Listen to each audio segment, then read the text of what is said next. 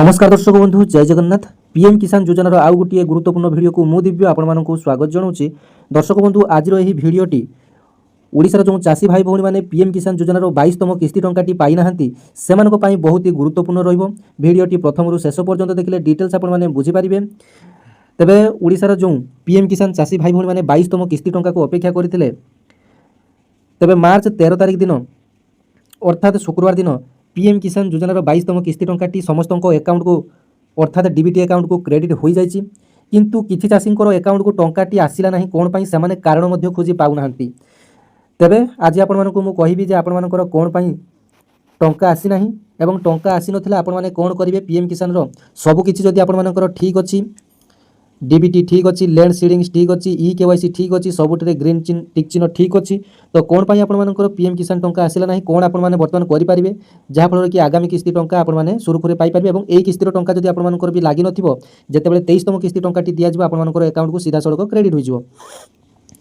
तबे देखंतु आपनको खाता को ए जाय आसी नाही कि पीएम किसान योजनार 22तम किस्तीर टंका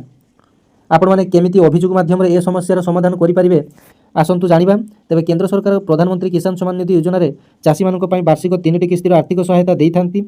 तेबे एही योजनार 22तम किस्ती टंकाटी मार्च 13 तारिख रे जारी करा जायतिला एवं सारा देश रे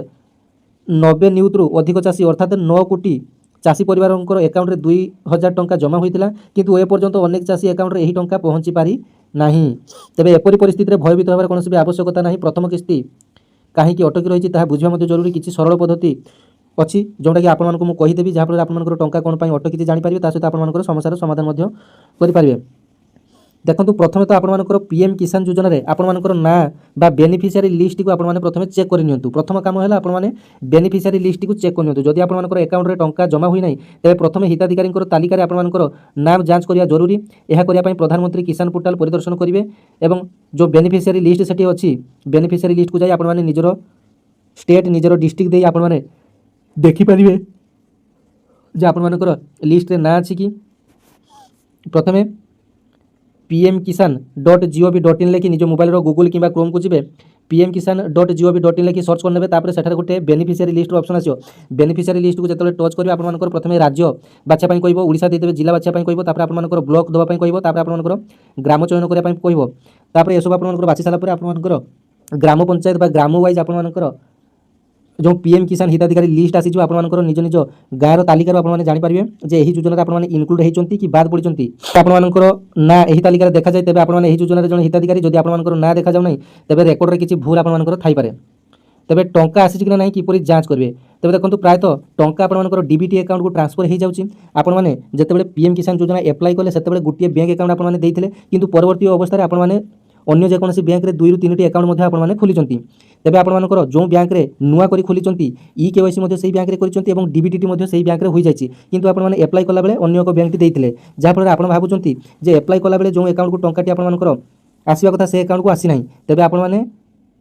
रिसेंट जो बैंक आपर अकाउंट खोली कि आपने डीबीटी चेक कर दिंतु कौन बैंक अकाउंट आपर टंकाटी डीबीटी मैपिंग टी कौन बैंक सहित ऑन अच्छी।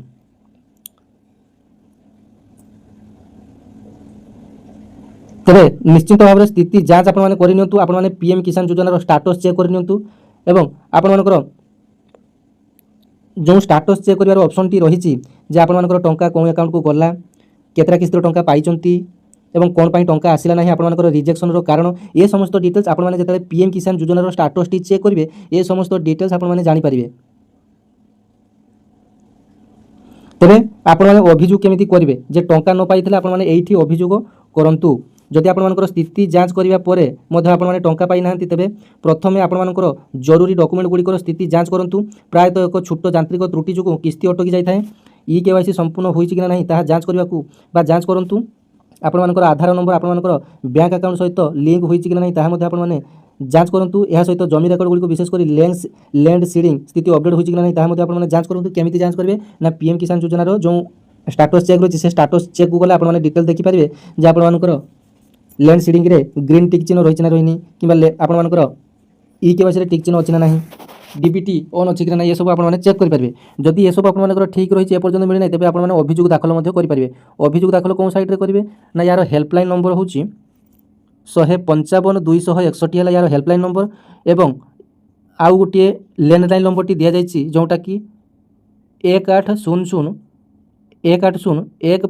को कॉल आपण माने करंतु तापर आपण मानकर निकटस्थ कृषि अधिकारी सहित आपण माने कथा होई परिबे सेमाने आपण मानकर डिटेल्स चेक करी कहिबे जे आपण मानकर कोन कोन सब असुविधा है कोन करिया पई पड़िबो तेबे वैषयिक समस्या पई दया करी 01124300 रे आपण माने जोगाजोग करंतु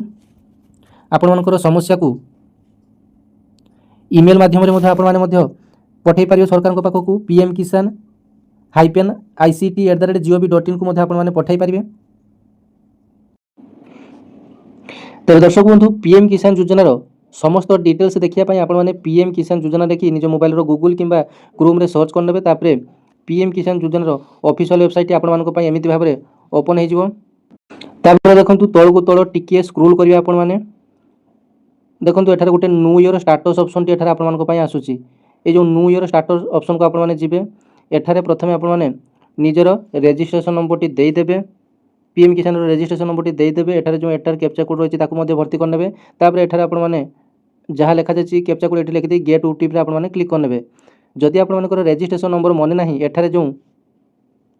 ऊपर जो गोटे न्यू ईयर रजिस्ट्रेशन लिखा जाए ये आप क्लिक करेंगे देखो जो आपने क्लिक कले एठारे मोबाइल नंबर ना आधार नंबर रे क्लिक करेंगे आधार नंबर टी एठारे देदेवे आधार नंबर टी दे सारा एठारे जो कैप्चा कोड टी रही यही कैप्चा कोड टी एठी आपने लिखिदेवे तापर गेट आधार ओटीपी ये आपने क्लिक करने आधार संयुक्त मोबाइल नंबर को एक ओटीपी टी जीवो ओटीपी दे सारा आप रजिस्ट्रेशन नंबर टी आपने जानीपारे तापर देखो आप जिते स्टाटस टी चेक कले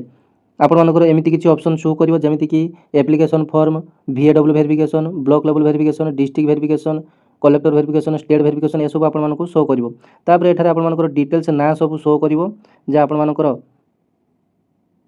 पर्सनल डिटेल्स आपण मानक शो करिवो जे कहा ना रे सीएम बा पीएम किसान आपण माने पाउचंदी तांकर डिटेल्स आपण मानक शो करिवो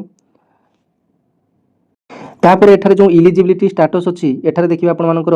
ग्रीन टिक चिन्ह अच्छी कि ना इलिजिबिलिटी रे इलिजिबल लिखा जायछि कि इनइलिजिबिलिटी लिखा जायछि एठारे आपण माने भलो भाबरे चेक कर देबे एवं एठारे जो लैकिंग मैंडेटरी पैरामीटर्स एठी जो मानकर कि रेड कलर गोटे लेखा आसुथबो से मानकू एही पीएम किसान योजना टंकाटी मिलि नथो अर्थात लैंड सीडिंग से माने भूल भाल भाबरे करिसंती एवं आपण मानकर टंका आसीछि कि नाही कोउठी देखिबे देखो ये जो पेमेंट अकाउंट डिटेल्स एठारे लिखा जायछि व्यू पेमेंट डिटेल्स एठारे ही आपण माने डिटेल्स देखि पारिबे जे आपण मानकर टंका मिलछि कि नाही ए व्यू पेमेंट डिटेल्स ऊपर आपण माने क्लिक कर देले आपण मानकर केतरा किस्तिर टंका मिलछि को बैंक अकाउंट को जायछि केतरा बेले जायछि आपण मानकर डिटेल्स आसी जिवो एवं जदि आपण मानकर टंका आसी नाही तबे भी मध्ये आपण मानकर एठारे शो करिवो जे 22तम किस्ती टंका आपण मानकर एही कारण पई आपण मानकर मिलि नाही एमिति भाबरे आपण माने चेक कर दियंतु जे आपण मानकर टंकाटी निश्चित भाबरे आपण मानकर प्रथमे जानी नियंतु तापर आपण मानकर अभियोग दाखल करंतु आपण मानकर किछि समस्या समाधान होई परिबा एवं निकटस्थ कृषि अधिकारी आपण मानकू फोन करिवे जे आपण मानकर एई असुविधा रही जे आपण मानकर एई प्रॉब्लम टी आपण मानकर सॉर्ट आउट करंती।